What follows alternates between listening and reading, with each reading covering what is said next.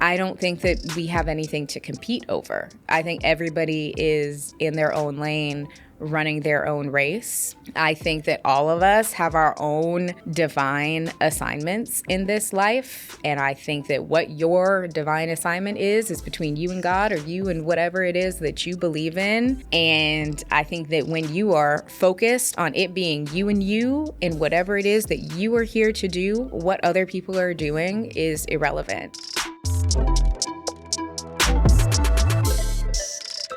Welcome to this week's episode of She's So Lucky. My name is Les, and I'm going to be solo today, which was a little bit unexpected because I initially had planned to do an interview today, riding the subway into the city to come to the studio. I'm actually in a new studio that I've never been in today, so that's kind of fun. And after I got off the subway, I looked at my phone and got a text from my producer that our guest canceled like 30 minutes before we were going to record. And it happens, and it's okay. However, studio time is incredibly expensive. And then I had this idea, why don't I just come on and why don't I talk about unpopular opinions that I have and maybe share some unpopular opinions from the audience if I can get submissions in time while I'm still recording it. It's all happening real time. I posted on my Instagram story. I think I'm going to talk about unpopular opinions that I have, and I'd love to share some of yours too, so drop some here. So at the end, I'm going to check and see if I've gotten any submissions that we could also talk about and giggle about. I have realized that as a creator, I tend to be a little bit too nice isn't the right word, but I tend to be a little bit too agreeable, I think.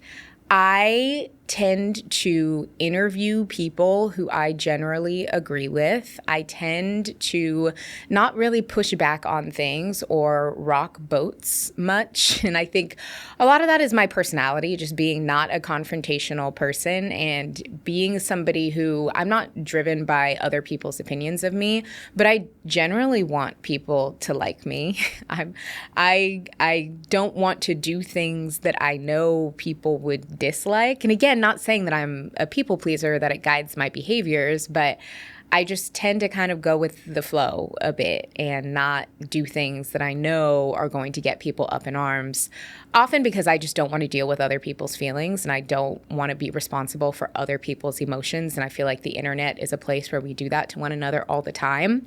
However, what I'm also realizing is that's super boring. So I'm not going to come on here and do anything crazy or talk too crazy, but maybe it's okay for me to say some things that people disagree with, or maybe it's okay for me to bring people on the podcast that I may not agree with.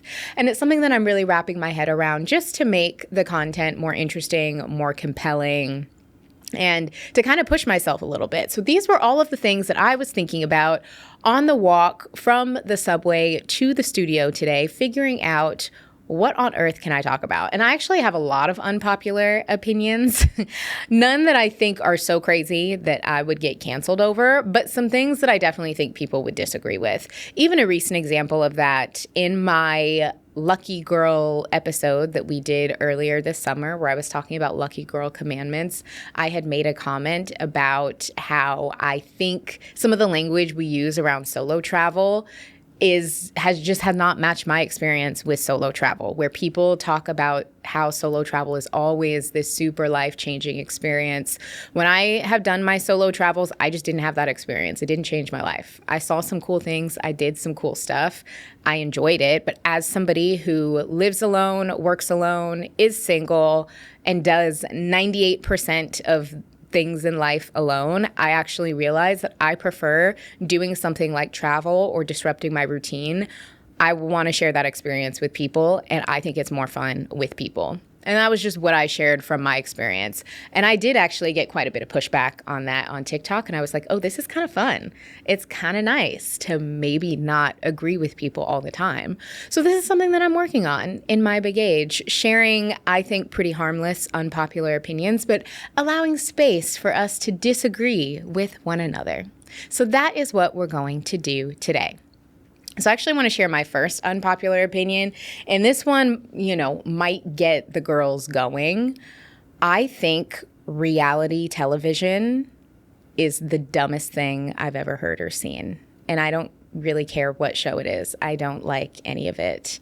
I don't think any of it is interesting.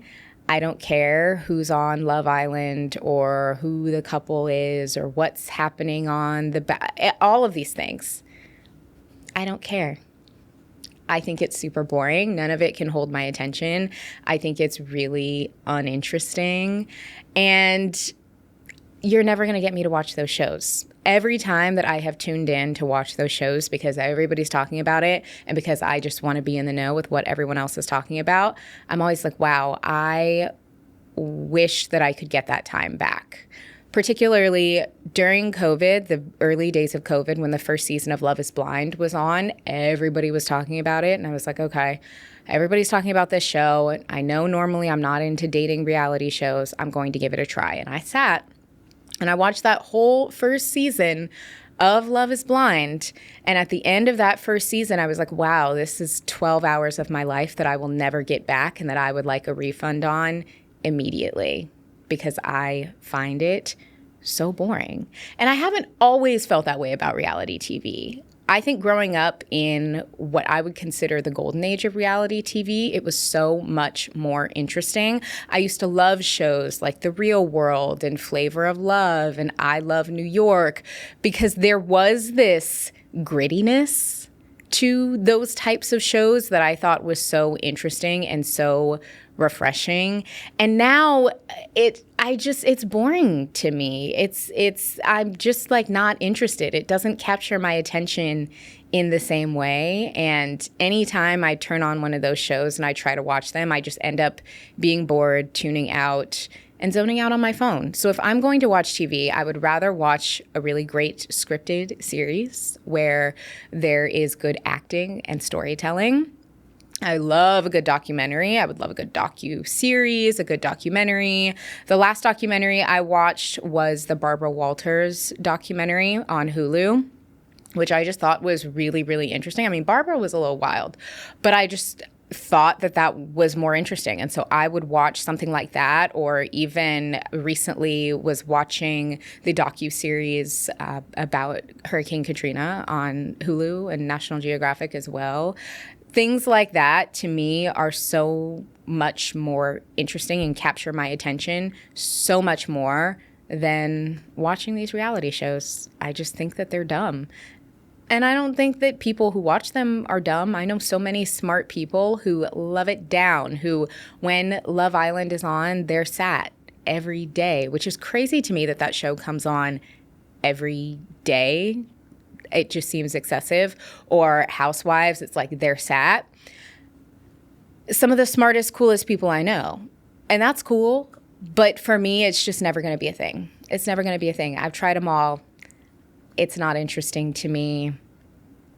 And it hurts my career for sure, because I know if I watch those shows and if I made content talking about those shows, I absolutely would have more engagement, followers, whatever, because it's always a trending topic. And that's just an L that I'm going to have to take, because I could not be less interested in anything than I am in those shows. So that's my first unpopular opinion, is like, I think reality TV hasn't been that good since like 2006. So deal with it. Cancel me. And if me sharing that makes you want to cancel me, that's okay. We can part ways here. It was nice knowing you. Okay. Now, the other unpopular opinion that I have is that I think there is nothing more cringe than the term mean girl, and how much so many of us use the term mean girl on social media. Walk with me here. We throw out the term mean girl often when there is someone we don't like. If somebody has a negative interaction with another woman, if a woman is perceived as, being unpleasant or having an attitude, or maybe does something shady, social media, TikTok in particular, tends to like dogpile on this person and call them a mean girl. And now listen, I'm not here to pass judgment on anyone's behavior or to say whether or not someone behaves poorly or doesn't.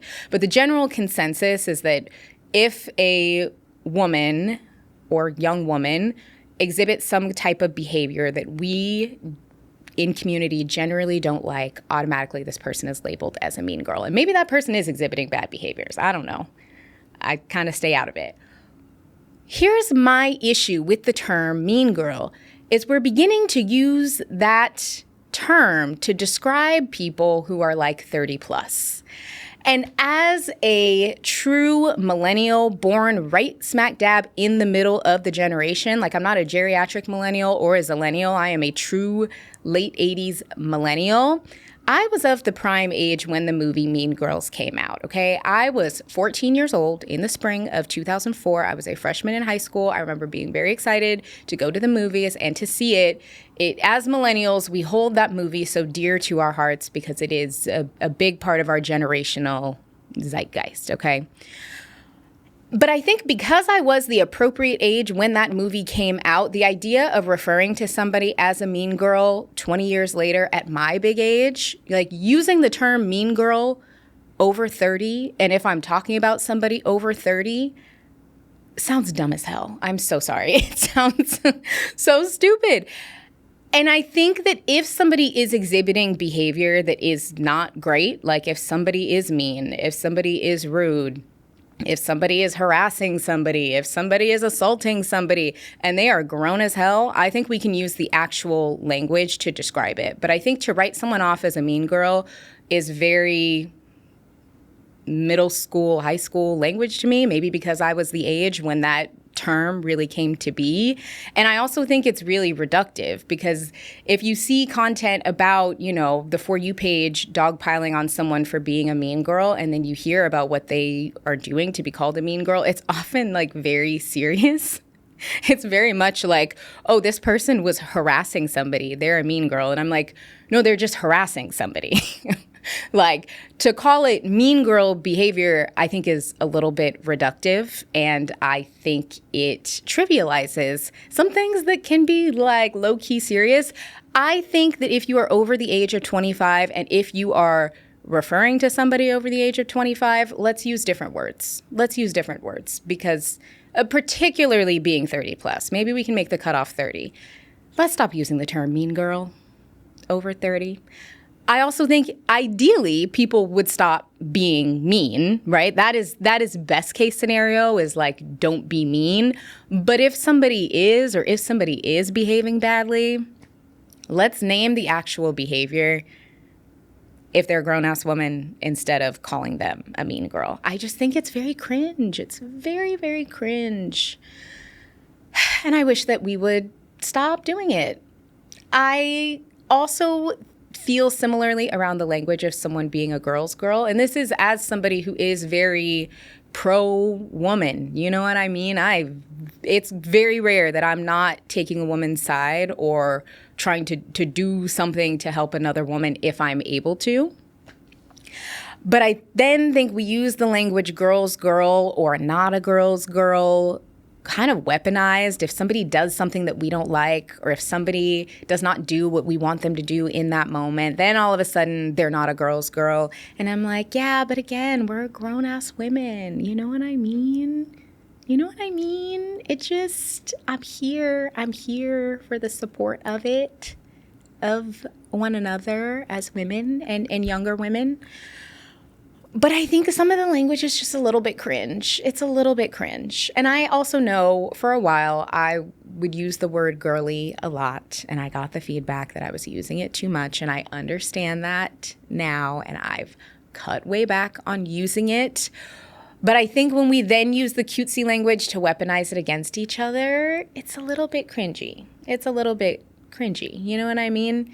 Are they a girl's girl or are they just cool as hell? You know what I mean? Are they a girl's girl? Did they have your back? Like, let's use the actual language to lift each other up.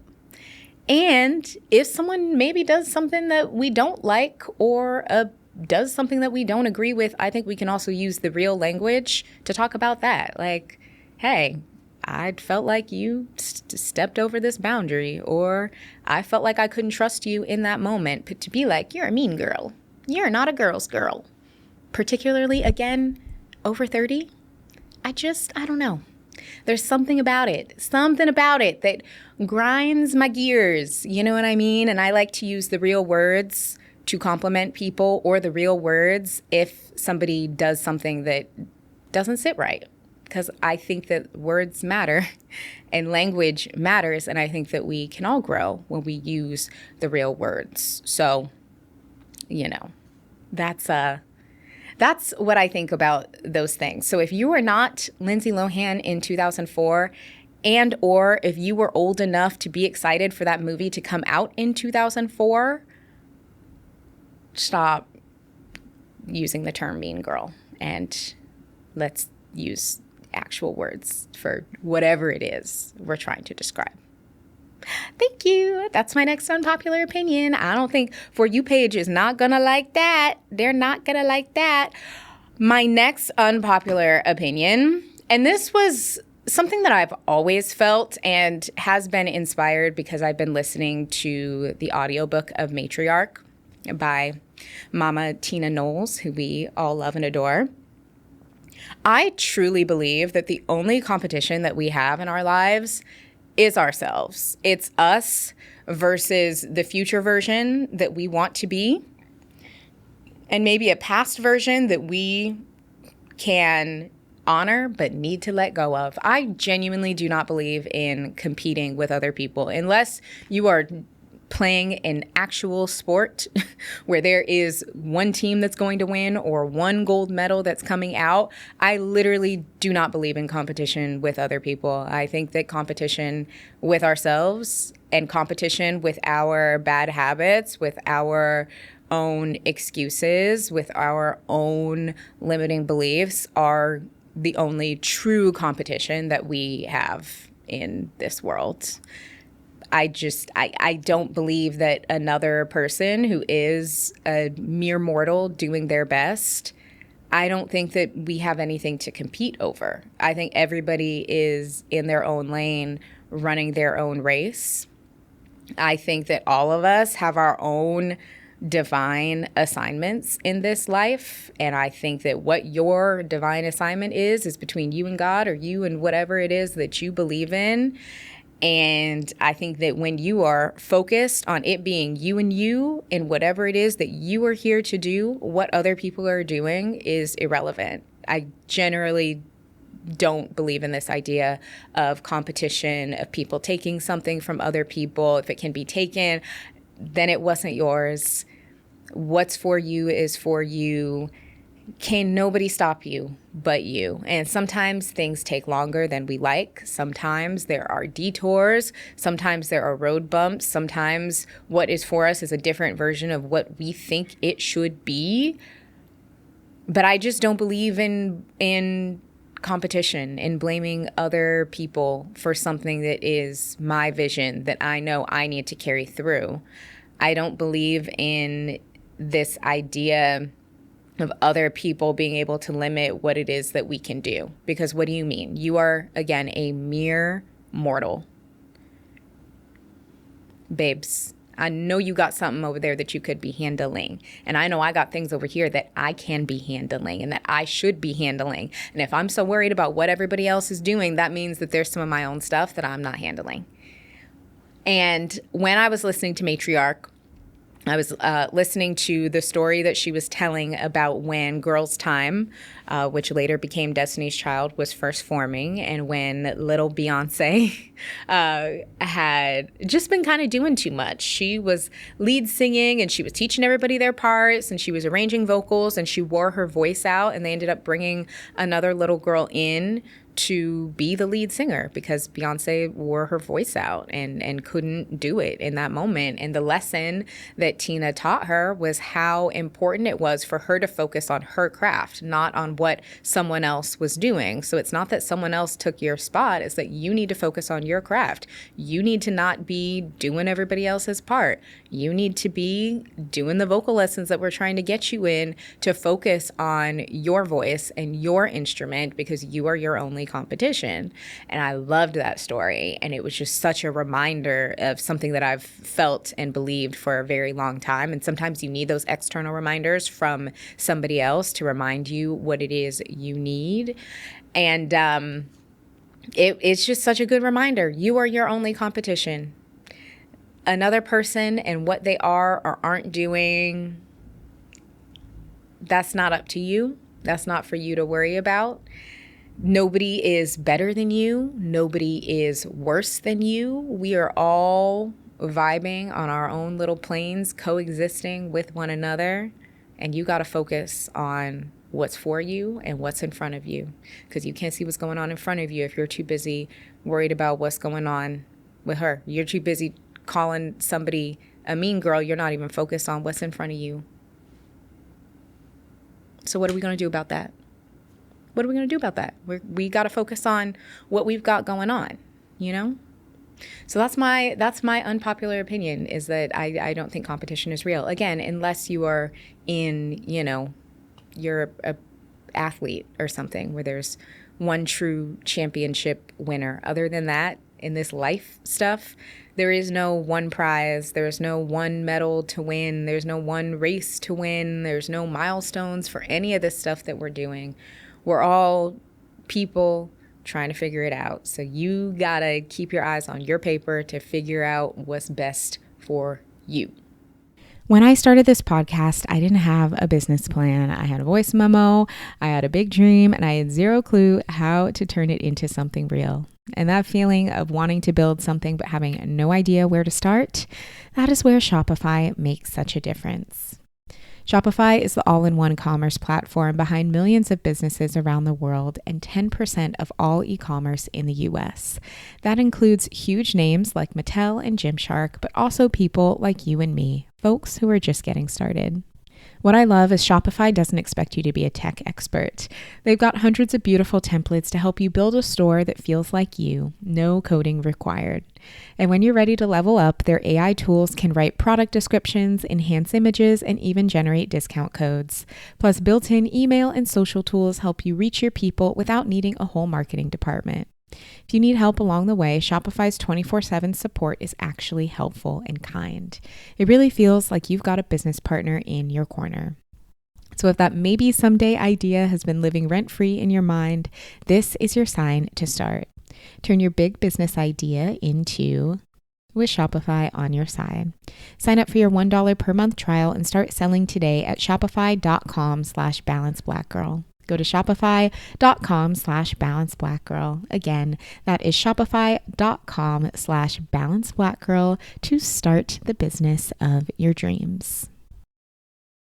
Fall always feels like a reset. New routines, fuller calendars, and a lot more responsibility. Between getting back into work mode, school pickups, and just trying to stay on top of everything, it's easy to feel like our own well-being gets pushed to the bottom of the list, which is exactly why this season is such a good time to start therapy.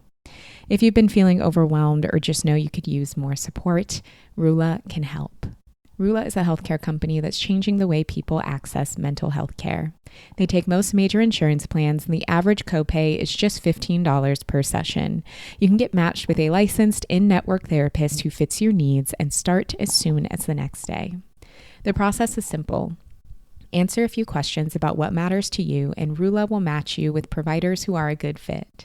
And they stay with you, checking in on your care and progress so you're actually supported, not just matched and forgotten. They also offer access to psychiatrists, so if you need something beyond talk therapy, you're still covered. If therapy has been on your mind but felt too hard to navigate, Rula is a thoughtful and accessible place to begin. Thousands have already trusted Rula to support them on their journey toward improved mental health and overall well-being. Head over to rula.com/lucky to get started today. After you sign up, they ask you where you heard about them. Please support our show and tell them that our show sent you. Go to rula.com/lucky and take the first step towards better mental health today. You deserve quality care from someone who cares. This episode is sponsored by cotton. Now more than ever, I have been prioritizing wearing items made from natural fibers as much as possible. And cotton is that fabric that I come back to again and again because it feels good, it wears well, and is so versatile. Especially now that the weather's warming up, I reach for cotton more than ever. Light, breathable tops, flowy cotton dresses, the softest sleepwear. I love knowing that what I'm putting on my body is gentle and not trapping heat or irritation, and that it won't bother my skin. It really does make a difference when you're wearing something all day and you want to feel comfortable and put together. Whether I'm wearing denim or a simple tee, cotton-based fabrics are a staple in most of my outfits. And as someone who is on the go a lot, I appreciate that cotton is also super durable. It doesn't fall apart in the wash, it keeps its shape, and it's just not the kind of fabric that you have to fuss over. It's really easy to take care of, and that matters to me because I want my clothes and my linens to work with my lifestyle and not be another thing that I have to worry about. Cotton is the fabric of our lives, so next time you're shopping for clothes, bedding, or home goods, check the tag and choose cotton. You can learn more at thefabricofourlives.com. Again, learn more at thefabricofourlives.com to learn more about cotton. My next unpopular opinion is I think influencer hate is a little bit forced, and I think that it's such an I think it's a very awkward relationship that a lot of influencers or creators have with the general public of people who may not be influencers and creators. I think that influencers get a lot of smoke for a lot of things. And I did in my TikTok video talking about Essence Fest, I talked about this a lot, where some of the feedback that I saw going around about that event was that people felt like everything was just all about influencers and the festival was just catering towards influencers. And I disagreed with that, having the perspective of being a creator and having gone multiple times as a creator, saying, well, I actually don't think the festival itself leverages creators in the ways that they could, actually. I think it probably could be something that they could be a little bit more strategic about. It's really the brands who prioritize creators because we're in an economic environment where both brands and people don't have as much money, and it's a lot cheaper to fly out some creators and put them up for a weekend for activities than it is to spend like multi-millions of dollars on a big activation. And I do think that that sometimes can suck for the end user because those big activations are often what everyday people going to an event like that are able to interface with. Those things cost millions of dollars versus, an event for some influencers for a weekend is like in the thousands. And that's why brands do it, because it's cheaper, but they're still going to get reach that way. And I don't necessarily think that that's fair, particularly to people who may be flying themselves out to some sort of event hoping to have an experience. And then you see that and you're like, dang, like this seems unfair. I totally get that.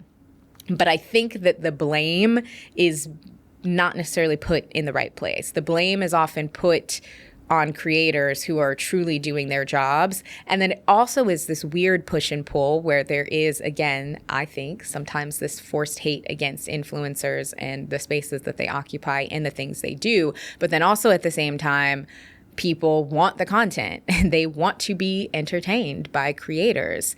They want recommendations. They want their favorite creators to respond whenever they have a question or whenever they have a problem, but then they also want to reserve the right to talk bad about them the second that they do something that they don't agree with. And it's just such a weird push-pull relationship. Or it's like creators often get blamed for things like overconsumption and pushing people to buy stuff. But God forbid you wear something online that you've had for 5 years and there's no link to, and the people get upset. So it's like, it's one of these things where there's such an awkward push and pull.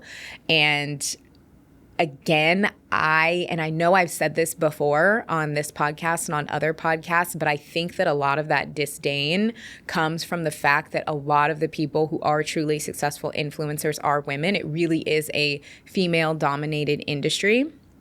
And I think that if more men were as successful and as popular of influencers as women, if it were a more male-dominated industry in terms of who was successful, I don't think influencers would get so much hate, because it's a lot easier to take your frustrations out on women. And societally, that's just kind of what tends to happen. I also think that some of the influencer hate that we see is because people have a perception that the job is easy. And there are certainly harder jobs out there, certainly jobs that are harder. But I also wouldn't say that it's the easiest job. As somebody who has done that job and has had lots of normal jobs and everything from like customer service to retail to corporate to all of the things, I definitely would say that the toll that job takes on you and the expectations of you can be really challenging. However, there is this perception that it's very easy. And so you have this perfect storm of this perception that this job is easy and this perception that people are making all of this money that a lot of creators really are not making. And you see them going on these trips and doing these things for something that is perceived as easy. And then again, because we live in a misogynistic society, people love to blame women at something and don't let a woman be successful and don't let a woman have some melanin and be successful. Oh no, then you know. God forbid. And then that's where all of the complaints about people being unrelatable and all of these things come out. Yet still, we can't get enough, and we keep watching, and we want them to respond to everything, and we want them to give us recommendations for everything, and we want them to pick out all of our outfits and to provide a link and to provide thoughts about everything, meanwhile cussing them out and talking bad about them on Reddit. It is such a weird relationship. And I think, however, that line of work is not going anywhere. It's not. If anything, it's only growing. And so I think the sooner that everybody can find some harmony, the better for all of us, because we are all coexisting in the world and on the internet together. And like I said, I mean, my unpopular opinion that I started this little portion off with was that I think the hate is forced. I think the hate is forced because it's easy to hate women who have a perceived level of success for doing something that we perceive as easy. And I think everybody needs a little bit more harmony. And I also think, having been in some influencer spaces, there are some flavors of people who do this work and some types of this work that can be a little insufferable and can definitely read the room a little bit better. So I definitely understand both sides, having been on both sides, and also still sometimes being in spaces where I'm like, oh, there's some attitudes, there's some weirdness, this is a little spooky. But again, I think harmony amongst everybody, because we're all coexisting together. Creators need audiences, and audiences rely on creators a lot, particularly post-COVID. As a person with a platform, I have seen firsthand how lonely people are. And some of the things that people come to me with leaves me deeply concerned, because it's like, I'm a stranger. I'm a stranger on the internet. I'm not qualified to talk about this, or I don't actually know you, even though you feel like you know me. And I see some of the things that people come to me with, and it breaks my heart, because I'm like, well, do they not have anyone else who they can talk to about these things, or who they can go to for help about these things? So in that way, being on that side of it, I see how audiences also rely on creators. And I think the sooner that we all just remember that we're all just people, that's the moral of all of my little unpopular opinions. We're all just people doing our best, the better. But influencers aren't going anywhere. They're not. They're not. So the best thing that you can do is to really curate your feeds with what it is you want to see, engage with more of what you want to see, don't engage with what you don't want to see, and curate your own experience. So that's the lesson that I would apply to that unpopular opinion. Next unpopular opinion is, I think that we are really ODing with the word delusional. And I love a little bit of, hope and wonder, but I think that we are using the word delusional to describe too much. And I don't think it's good for your brain to prescribe any sort of positivity or optimism as delusion. I don't think that having big dreams is delusional. I don't think that hoping for the best is delusional. Like, when you think about what the word delusional means, it truly means something that is so unrealistic. Actually, let's look up the word. Let's look up the definition of delusional. Let's look up the actual definition of the word delusional so that I can really make this point. Let's see. Delusional describes a state of holding false, fixed beliefs that are not based in reality despite evidence to the contrary. It's often associated with mental health conditions, but can also be used colloquially. Oh my gosh, I promise I can read. Can also be used colloquially to describe someone with unrealistic expectations or unusual behavior. I think that words matter. And so the idea that something is super out of touch with reality, if someone's talking about being delusional, and then you ask somebody, okay, well, what's the delusional thing that you're calling in? And they're like, I want a new job. And I'm like, I don't think that's delusional. I want a new job making twice as much as I'm making now. I don't think that that's delusional. I think that you can do that, right? If it describes a state of holding a false, fixed belief that's not based in reality, you can absolutely have a new job where you're making twice as much as what you're currently making. That is 100% possible. Is it going to happen next week? Probably not, but is it possible for you to be able to take steps to do different work, making twice as much as you're currently making now? Yeah. Is it possible to call in a partner who is loving and caring and to have the really beautiful relationship that you want? Yeah. Is it possible for you to have a business doing whatever it is that you want to do and having a beautiful life from that? Yeah, all of these things are absolutely possible. Now, does it mean that you're able to do those things from just a snap at the finger? Does it mean that you're going to have these things immediately, or that, you don't have to take the steps to do them? No, not necessarily. But calling these things delusional, I think, reinforces this idea that we can't have good things because in order to have a good thing, it must be so outlandish. And I disagree with that. I think that we can have good things. I think that good things are absolutely realistic. I have said before, I want to 5X this podcast in terms of our audience and listenership. That is my big goal. That is my North Star. That is a lot of growth. That's not easy. That's really hard to do. And I haven't yet figured out how that's going to happen. But it's absolutely possible. It would be impossible if I were trying to have more listeners than people in the world. But no, actually, in terms of the global population, the numbers I'm trying to hit are still a mere sliver. So it's absolutely possible. I'm not fully sure how that's going to happen or when I will get there. But if I were to tell myself that it's so delusional to want to reach this milestone, again, it's reinforcing this idea that it's not possible. And I think that we need to reinforce more ideas of what is possible.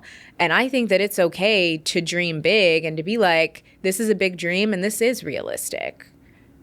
Or, y'all know how I feel about the word realistic, because I did have an episode about that where I talked more about this. But I think that we got to stop overusing the word delusional, because I think so much of what we refer to as delusional is actually very possible. And I think that when we walk firmly and confidently in possibility, I actually think we're able to magnetize a lot easier. And I think we're able to magnetize more. And I think we're doing more harm than good by calling everything positive delusional. Because I don't agree. It's not delusional. It's not delusional to have the job that you want, the house that you want, the love that you want, the trip that you want. It's not delusional. You can do it. It might take a couple years. It might take some time. It might take some finessing. but it's possible. There's nothing that isn't possible. Remember what I said earlier. There's no such thing as competition. Nothing can truly stop you but you. Nothing is more powerful than your will to believe in something and to take what is divinely yours. Lately, I've been thinking about how much time we spend optimizing everything, our schedules, our skincare, even our feeds. But so few of us actually know what's going on inside our own bodies. And that realization is what led me to Function Health. I chose Function because it's the only health platform that gives you access to the kind of data most people never see and the insights to actually take action. You can test over 160 biomarkers covering everything from your heart health to your hormone levels to understanding what toxins you've been exposed to, your inflammation levels, and stress. You can even access multi-region MRI and CT scans and track it all in one secure place over time. It's why some of the most trusted voices in wellness, like Dr. Mark Hyman, Dr. Andrew Huberman, and Dr. Jeremy London, are all backing Function Health. I didn't realize how much I didn't know until I saw my results laid out clearly. And here's the key. Function doesn't try to sell you on supplements or treatments.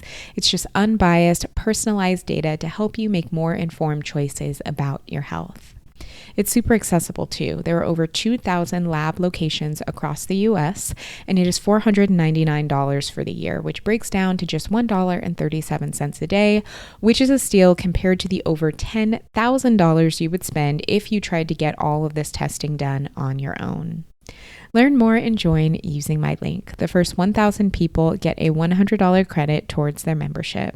Visit functionhealth.com/lucky or use the gift code LUCKY100 at sign up to own your health. Lately, I have been focused on simplifying my life, especially when it comes to wellness. I was tired of juggling a bunch of different supplements and still feeling like something was missing. And that was when I found IM8's Daily Ultimate Essentials, and honestly, it has made such a big difference. It's an all-in-one daily wellness drink that delivers the benefits of 16 different supplements in a single scoop. So instead of a full lineup of bottles and all of these different pills I have to take, I just mix a scoop of IM8 into water and go. It is quick, it tastes great, and it makes me feel like I'm finally giving my body what it actually needs. IM8 was co-founded by David Beckham and developed with insight from some serious experts like Mayo Clinic, Cedars-Sinai, and even a former NASA chief scientist. It's packed with 92 nutrient-rich ingredients, including adaptogens, CoQ10, MSM, plus pre, pro, and postbiotics. So basically, it covers all the bases from energy and digestion to brain and immune support. One thing I really appreciate about it is that the ingredients are all high quality. It's vegan, gluten-free, non-GMO, and NSF certified, so you know it's third-party tested and backed by real science. Clinical trials showed 95% of participants felt more energetic and 85% saw less bloating, and I experienced that as well. Whether your goal is more energy, better digestion, or just feeling like your best self, IM8 is a great place to start. Feel your best self every day with IM8. Go to im8health.com/lucky and use the code LUCKY for a free welcome kit, 5 travel packs, plus 10% off your order. That's IM8, HEALTH.com/lucky, code LUCKY. These statements have not been evaluated by the Food and Drug Administration. This product is not intended to diagnose, treat, cure, or prevent any disease. And I think that when we own that, we can have that. And we can have that even easier, potentially faster. But it's not delusional. And I would love to see us use that word a little bit less. Because a lot of the things that we're asking for actually aren't that crazy. And I think that when we start expanding to the point where some of the big dreams that we're calling in actually feel very regular, I think that it puts us in a better position to get it. And I recently was on a trip with some other creators who were fantastic, and they have different lifestyles than me, and they were such great expanders of what can just be regular. Something that I thought was asking for a lot. I hear them speak, and that's regular. That's not asking for enough. And it helped reframe me like, yeah, we can have more. We can all have more. This is regular. This is cool. And we can have more. And what's wrong with that? And I think that when we come from that position, And when we have people in our lives who can be expanders in those ways and can expand us and our horizons of what we believe is possible, and we start seeing those extraordinary things as very regular. And I don't mean regular in the sense of, we don't appreciate it or we take it for granted. I mean regular in the sense of like, yeah, you can have that. You can do that. You can be that. I think we can all have it. Why not? Why not? Nobody has a monopoly on living a good life, and we get to decide what that means for us. So let's start being mindful of our use of the word delusional, because I don't think that what you're asking for is delusional. I think that you can have it. I think that we can all have the desires of our heart. Because why not? Why not? If somebody says otherwise, it's because of their own limiting beliefs and what they believe is or isn't possible. But that doesn't have anything to do with you. It doesn't mean that you can't believe that it's possible. You absolutely can. I don't know how I was supposed to come on here and share some spicy hot takes, and I still ended up with my little inspirational, I just can't help myself. I just can't help myself. Also, none of those hot takes were all of that spicy. And yet, that is about as spicy as I can get. But those were some of my top unpopular opinions. Let's tune in live from Instagram, my Instagram story, just to see if we've gotten any other submissions. Someone said, one can live their life well without documenting everything for public consumption.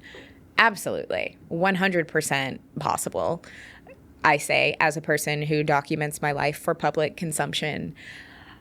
And I also think that it can be a little bit of a catch-22 because it depends on what living well means. And I'm going to be so for real with y'all.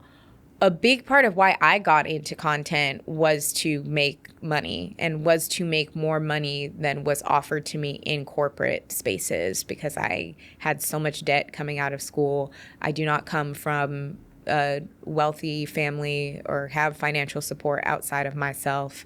I knew that I couldn't afford to go back to school to get some sort of higher paying jobs, and the corporate jobs that I was getting, they were paying okay, but it wasn't going to give me the lifestyle that I wanted. And so I leaned into creating my own business because I just wanted there to not be a ceiling to what I could earn. And so for me, living well does mean making a certain amount of money. Now the gag is I still have not yet reached that point, but I certainly am closer to it. Having had my own business, I'm a lot less limited than I would have been staying where I was at. And for me, it's not like I had a whole lot of other skills or foresight into other things. All I had was a phone and a computer and the ability to share my life. And so for me, I have felt like the only way for me to have the life that I want is to have these years or this period of time where I am sharing my life for other people's consumption, because it was a way that I could use what I had to make more money than was available to me in the spaces that I was in. However, generally speaking, you can absolutely live your life without documenting everything for public consumption, and you can live a good life, whatever that looks like for you. As for me, I needed more coins, and that was the only way my brain could figure out how to get them at that time. But yeah, for sure. Someone else said, for their unpopular opinion, adopting the same language, trends, or sayings like let's go or it's giving. Yeah, I think there's a lot of cultural appropriation that goes with some of those things. And I actually just saw a post on Threads earlier where a young person, if you're watching on YouTube, you can see my hand right now.